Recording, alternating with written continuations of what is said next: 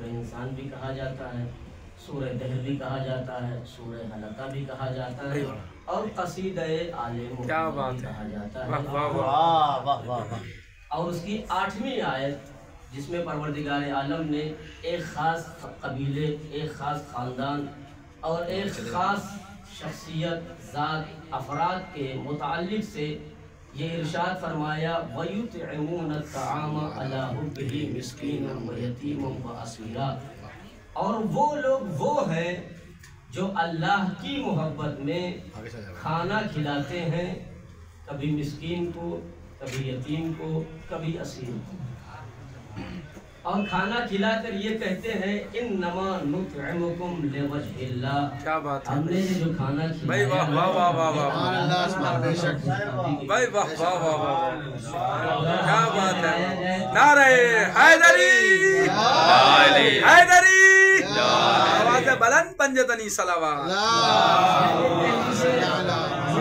انسان کی یہ کاروبار دنیا ہے، یہ انتظام حیات انسانی ہے، کہیں ڈونیشن کرتا ہے، چندہ دیتا ہے، چٹکی دیتا ہے، جو اپنے یہاں بولا جاتا ہے چندہ اور چٹکی، تو اس میں آرزو یہ ہوتی ہے، خواہش یہ ہوتی ہے، تمنا یہ ہوتی ہے، پنکھا دیا ہے تو ابا کا نام ہونا چاہیے، قرآن مجید وقت دیا، یہ فطرت ہے تاکہ آدمی کو پتہ چلتا رہے، مگر اللہ نے صرف ایک خاندان، ایک خانوادہ، ایک ساری کائنات میں ممتاز یہ ملا جس کا ترہ یہ رہا ہے، جس کا امتیاز یہ رہا ہے، جس کی خصوصیت یہ رہی ہے کہ وہ جب بھی کچھ دیتے ہیں تو کہتے ہیں انما نطعمکم لوجہ اللہ، ہم جو بھی اللہ کی بارگاہ میں دے رہے ہیں صرف اور صرف اللہ کی مرضی کے لیے دے رہے ہیں، اللہ کی خوشنودی کے لیے دے رہے ہیں۔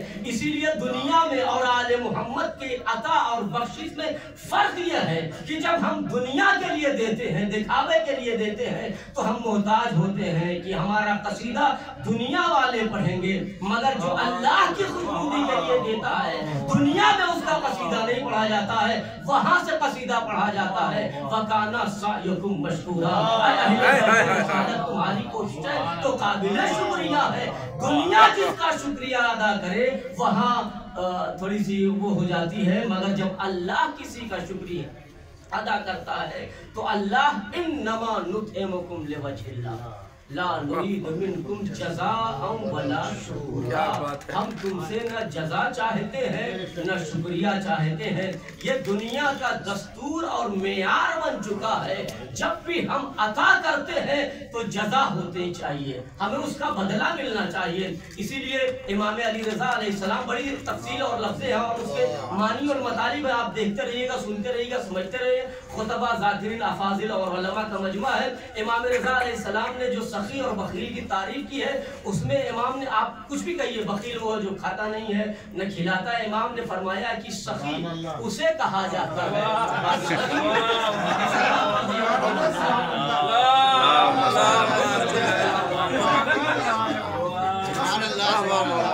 موضوع ایسا ہے سخاوت، وہ بھی اچھا موضوع ہے، اچھا موضوع ہے بھائی، وہ بھی امام زین العابدین علیہ السلام کی سخاوت۔ عزیزان گرامی، تاریخ نے یا یہ کہہ لیجیے کہ اللہ نے آل محمد کو کائنات میں وہ کچھ ہستیاں خلص ممتاز بندے تھے جنہیں اللہ نے اتنا بلند پہلی ہی منزل میں بنا کے اور ان کے حصے میں وہ امتیازات و خصوصیات رکھ دیے ہیں کہ قیامت تک کے لیے جب ان کی خصوصیتوں کو اور امتیازات کی جلوہ نمائی کی گئی تب جا کے کوئی بہادر بن گیا، کوئی شجاع کوئی بہادر، مگر جب ان کے مکمل وجود کو آراستہ کیا تب جا کے پنجتن اور اہل بیت کا نور بنا۔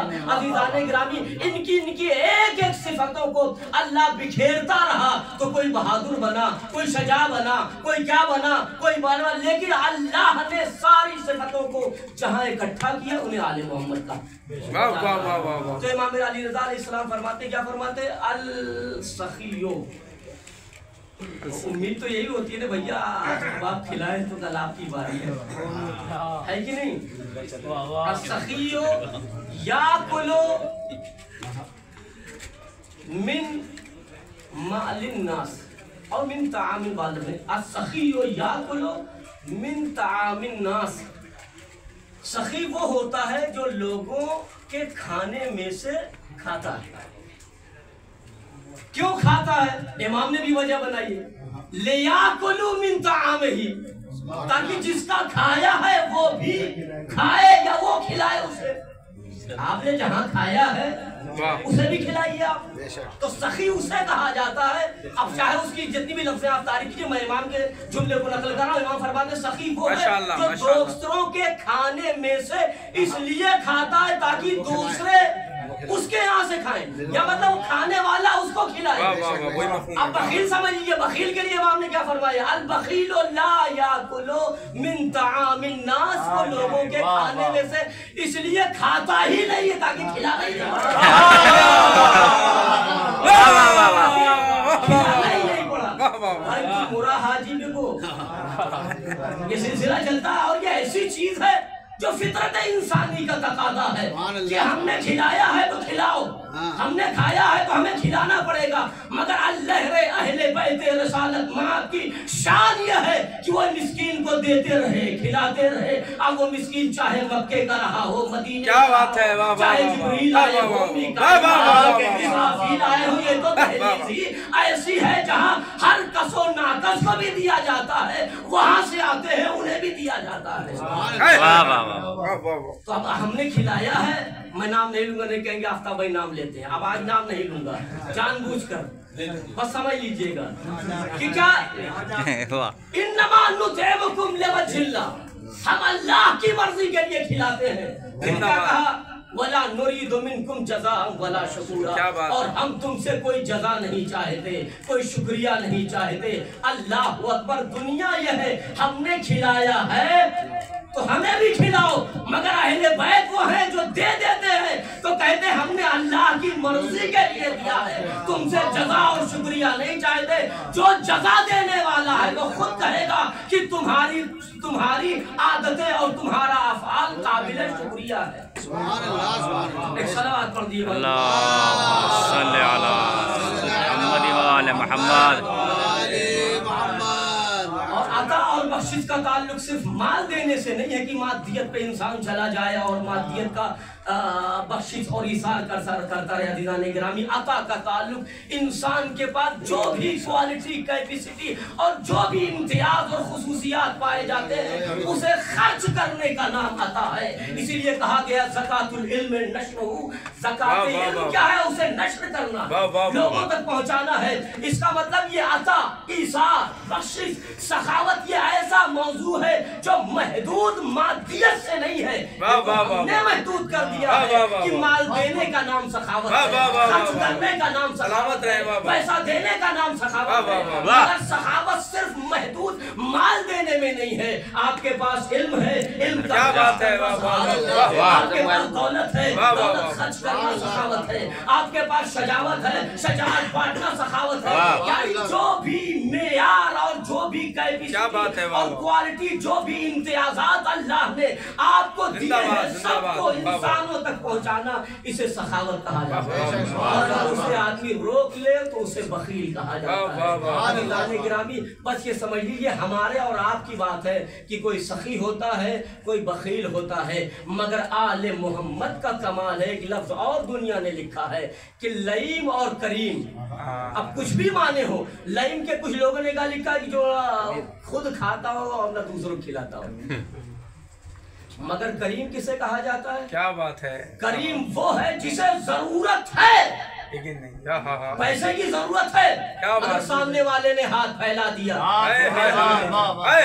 علم ہے، سامنے والے نے کہا مجھے سے پڑھا دیتے ہیں، تو اسے کہا جاتا ہے کرم، کریم کہا جاتا ہے۔ یعنی اپنی ضرورتوں پر دوسرے کو مقدم کرنے کا نام کرم ہے۔ اور شاید یہی وجہ ہے دنیا میں لوگ سخی ملیں گے، بخیل ملیں گے، لئیم ملیں گے، مگر کرم اور کریم یہ ایسا لفظ ہے جو آل محمد کے علاوہ کہیں اور ملنے والا ہے۔ واہ واہ واہ واہ واہ۔ की रोटियां मांगते हैं तो पूरी कतार दे दिया करते, मसनद इल्म में आते हैं तो कहते हैं सलूनी सलूनी कबला अन तफ्तदूनी। इसलिए तो मौलाए कायनात ने कहा अली से दो चीजें अली को बड़ी तकलीफ दे हुई। अली जितना बड़ा आलिम था उससे उतना पूछा नहीं गया, जितना बड़ा सखी था उतना मांगा गया। हैदरी हैदरी बुलंद नारे सलावत। वाह वाह। इम्तियाज़ात और खुसूसियात को अल्लाह ने सबका महवर मरकज मंबा मिलाद मनात आले मोहम्मद की ज़ात अक़दस को बनाया है।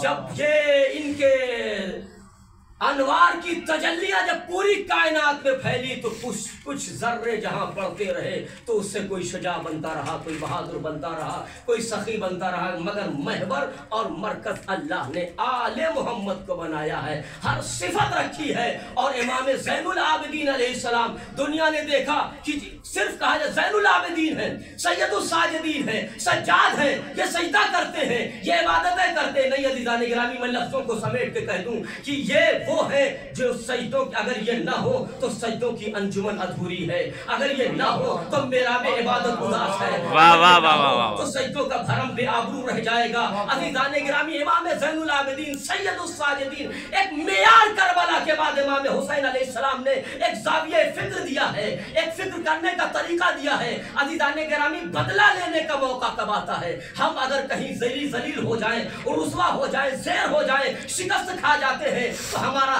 ज़ाविया फिक्र क्या होता है, सोचने का नजरिया होता है, आओ मौका मिले तो बताते हैं, हम ताकतवर हो जाएं, हमें हमारे पास फौज आ जाए। अज़ीज़ान गिरामी, सैयदुस साजिदीन ज़ैनुल आबिदीन बाद करबला 35 साल तक इमाम ज़ैनुल आबिदीन अलैहिस्सलाम ने न किसी तारीख ने लिखा कि आपने लश्कर कुशी की हो, तैयारी की हो, कहीं छावनी बनाई हो, कहीं किसी को और कोई तकरीर की हो कि हम करबला का बदला लेने वाले हैं, हमारा साथ कौन दे। अज़ीज़ान गिरामी, नहीं अज़ीज़ान गिरामी, इमाम हुसैन अलैहिस्सलाम का ये फर्जंद इमाम ज़ैनुल आबिदीन जानते हैं। एक मर्तबा तरीक़ा जंग बदला इमाम ज़ैनुल आबिदीन अलैहिस्सलाम ने, तरीक़ा इज्तिहाद बदला इमाम ने, जंग का तरीका बदला। दुनिया ये सोच रही थी कि असलहों से जंग लड़ी जाती है, मगर इमाम ने तरीका बदला।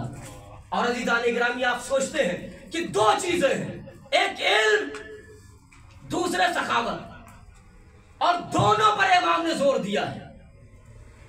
और जब इमाम ज़ैनुल आबिदीन इस्लाम 35 साल गुजारे हैं, और आपकी खुसूसियत यह है कि आप गुलाम खरीदा करते थे, गुलाम खरीदते थे, किस लिए? खिदमत के लिए, हल चलवाने के लिए, सफाई सुथराई के लिए, घर का निजाम देखने के लिए, चाय बनवाने के लिए।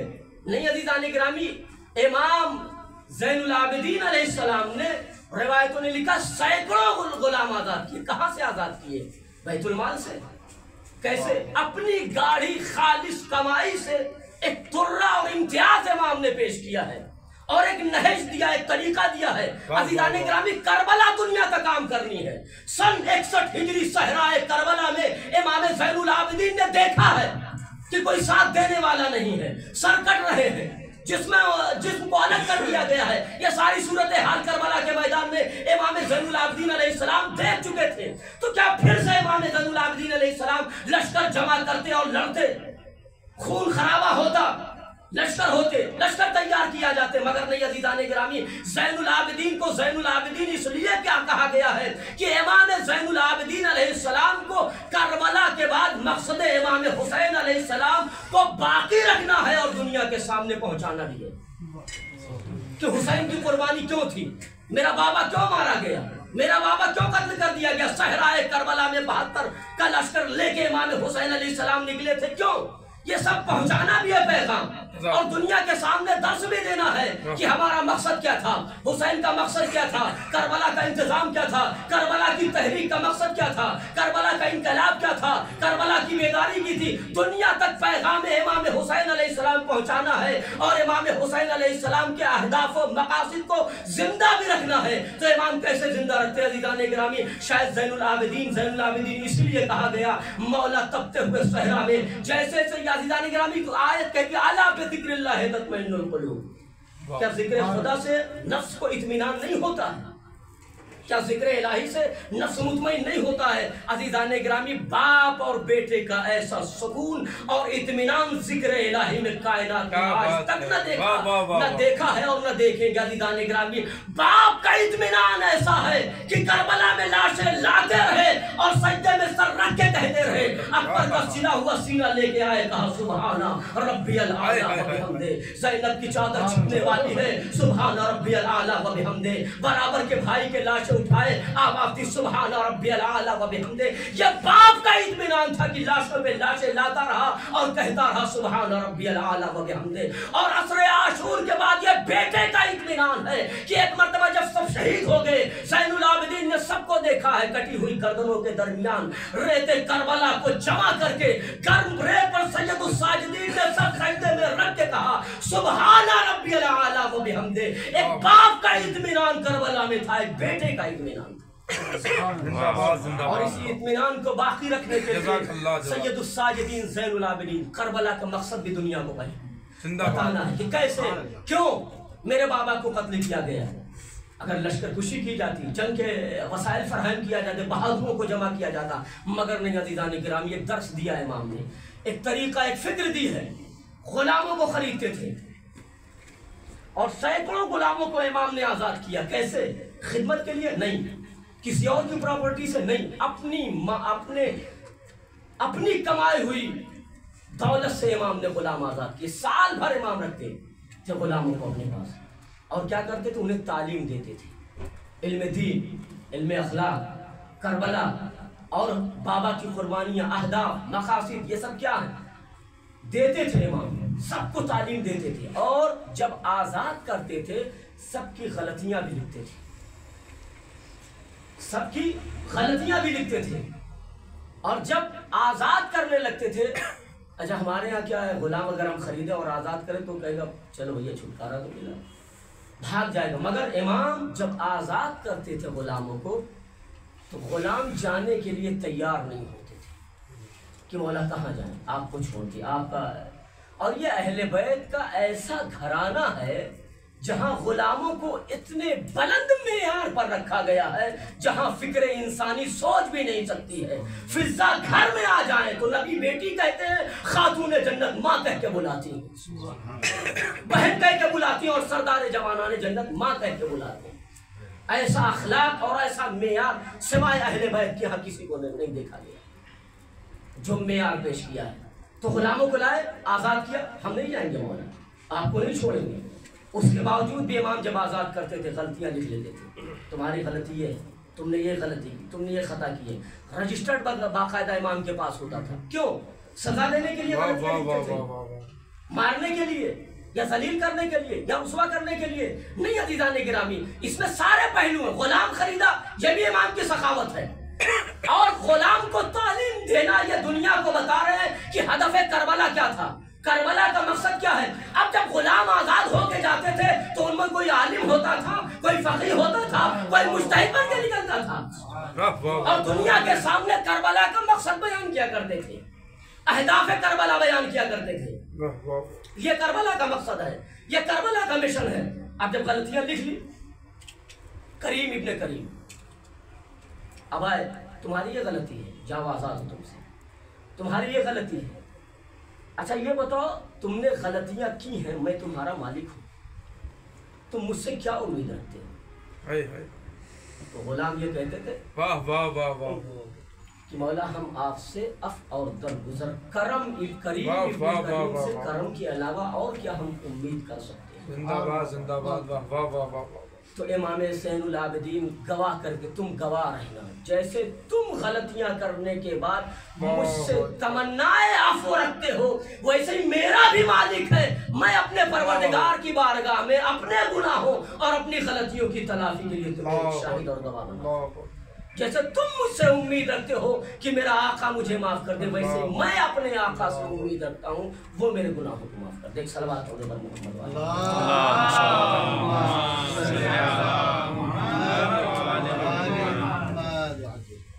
یہ مولا امام زین العابدین سید الساجدین زندہ باد زندہ باد تعلیم دیتے تھے، غلاموں کو بلاتے تھے، پڑھاتے تھے اور آزاد کرتے تھے۔ اور سخاوت کا ایک واقعہ عجیب و غریب، 2 واقعے ہیں مگر میں مختصر بیان کرتا ہوں تاکہ وقت زیادہ نہ ہو. ایک صلوات کا اور سہارا دی پر محمد. اللہم صلی علی محمد وعلی محمد. ایسے تو وقت کا ہر علی سخی تھا. مولا کائنات کے ہر صفات و امتیازات پر پردہ ڈالنے کی کوشش کی گئی. ایسے ایک بڑا لطیف واقعہ ہے. آغاوی صاحب پڑھا کرتے تھے کہ امیر شام نے مولا کائنات کی سخاوت، شجاعت میں تو مقابلہ کر ہی نہیں سکتا تھا، کیا کرتا، جو بس میں تھا وہ کرتا تھا. لیکن میدان جنگ میں آنا سب کے بس کی بات تو ہے نہیں. بہرحال وہ اس نے مولا کائنات کی سخاوت کو کم کرنے کے لیے اس نے ایک نیا طریقہ نکالا. پکڑ کے دسترخوان پہ لے کے آتا تھا اور دبا کے کھلاتا تھا، جسے کہتے ہیں اپنی زبان میں. ظاہر سی بات ہے ویسے خود تو اس کا پیٹ بھرتا نہیں تھا. ظاہر سی بات ہے جب اپنے دسترخوان پر کسی کو لے کے آئے گا تو کتنا عالیشان انتظام اور انصرام رہتا رہا ہوگا. ایسے ایک واقعہ ملتا ہے کہ وہ کسی عربی بدو کو لے کے اپنے دسترخوان تک آ گیا، محل تک لے کے آ گیا، دسترخوان پہ لے کے آیا. کیوں؟ تاکہ مولا کائنات کی سخاوت کے چرچے کو کم کرنے کے لیے، تاکہ یہ دنیا نہ دیکھے علی بڑے سخی تھے. تو دسترخوان پہ لے کے آیا اور ظاہر سی بات ہے امیر شام کا دسترخوان انواع و اقسام کے کھانے جس کا ہم تصور بھی نہیں کر سکتے ہیں. خواب و خیال میں کون کون سی چیز رہی ہوگی ایک وقت میں. ہمارا شہر یہی ختم ہو جائے گا اتنے میں 1 مہینے کا، ہے کہ نہیں؟ اگر اتنا انتظام کسی دعوت کی جائے بڑھ جائے گا بعد میں، فوری بعد میں تو بڑھے گا نا، فوری طور پہ بڑھے گا نہیں، گھٹ جائے گا. اس میں کتنا لے کے آئے گا جیسا اس کا دسترخوان ہے. شمسل بھائی کا اور میرا دسترخوان تھوڑا ہے، وہ امیر شام کا دسترخوان. بہرحال وہ برکت ہوتی ہے، مہمان آتا ہے لیکن وہ نیت پہ ہے. مہمان آتا ہے رزق لے کے آتا ہے، گناہ لے کے جاتا ہے، آپ کی بخشش کے لیے بہر وہ ساری چیزیں. وہ امیر شام اپنے دسترخوان پہ ایک عربی بدو دیہاتی کو لے کے آیا اور انواع و اقسام کے کھانے دسترخوان پر سجا دیے. یعنی خواب و خیال سے زیادہ سجا ہوا دسترخوان ہے. اب وہ سوچ رہا بیٹھا دسترخوان پہ، دسترخوان لگا دیا گیا اور بھنا ہوا بکرا رکھ دیا گیا سامنے. اب ظاہر سی بات ہے دیہاتی ہے، آداب دسترخوان تہذیب سفرہ سے ناواقف تھا. اب کیا دیکھا اور یہ دست و طعام اور مارکہ آرائی چالو ہوئی گئی. آستین جیسے اس نے چڑھایا اور اپنا آؤ دیکھا نہ تھا، بالکل جیسا اس نے ایسا لگتا کبھی دیکھا ہی نہیں تھا. منشر کشی کر ہاں ایک دم بالکل کھانا اس نے شروع کیا. آستین چڑھائی اور کھاتے کھاتے بال بھی پیٹ میں جانے لگا، ہڈیاں بھی ٹوٹنے لگی، نہ جانے دانت کتنا مضبوط تھا. اب کھا رہا تھا، اتنے میں امیر شام نے ٹوکا. امیر شام نے کہا بھائی ذرا سنبھل کے، سب تیرے ہی لیے ہے، ذرا سنبھل کے، کہیں ایسا نہ ہو کہ کوئی ہڈی تیرے حلق میں پھنس جائے، کوئی ہڈی تیرے حلق میں پھنس جائے. وہ بھی اب بدو تھا، اسے کیا پتا یہ کون ہے. پتا بھی رہا ہوگا تو ظاہر سی بات ہے دیہاتیوں کا طریقہ سلیقہ کیسا ہوتا ہے وہ آداب دسترخوان سے ناواقف تھا. اسے امیر شام اور اس کی حیثیت اور اس کی اوقات کا کیا اندازہ. بہرحال جیسے اس نے کہا، دیکھ رہا تھا کہ ہڈیاں بھی چبانے لگا ہے، بال بھی جا رہا ہے اور ہڈیاں ایسے چبا رہا ہے جیسے لگتا ہے کیا. تو ایک مرتبہ اس نے جوش میں امیر شام نے کہا عربی کی طرف دیکھ کے کہ ایسا لگتا ہے کہ اس کے باپ نے تجھے لات ماری تھی جو اتنی بے دردی سے کھا رہا ہے. اس کے باپ نے تجھے لات ماری تھی کہ اتنی بے دردی سے بھنا ہوا بکرا کھا رہا ہے. تو وہ بھی کیا کرے دیہاتی تھا، اس نے بھی آؤ دیکھا نہ تھا، کہا کہ ایسا لگتا ہے اس کی ماں نے تجھے دودھ پلایا تھا جو تو اس کی حمایت کر رہا ہے. واقعہ ختم. عزیزان گرامی لفظوں کو سمیٹتے گئے، لایا کس لیے تھا؟ بےعزتی ہو گئی نہیں ہو گئی؟ سوچ رہا تھا کھلا کے تعریف کروائیں گے. واہ کیا آپ نے دسترخوان لگایا، ہم نے تو ایسا نجف میں کھانا نہیں کھایا، کربلا میں نہیں کھایا، فلاں کے گھر نہیں کھایا، فلاں نے مہمان نوازی کی وہاں ہم نے نہیں کھایا، ہم وہاں مجلس پڑھنے گئے ایسا دسترخوان وہاں نہیں ملا، ہم وہاں گئے وہاں نہیں ملا. آپ جیسا یہ سب تعریفیں آپ نے اس لیے بڑا دسترخوان لگایا تھا کہ تعریفیں سنے گا. ایک مرتبہ دیہاتی رخصت ہوا، ہمارے آپ نے نہ دیکھ لیا، تھو کروا لی نا اپنی، دیکھ لیا، لائے کیوں تھے اس نے؟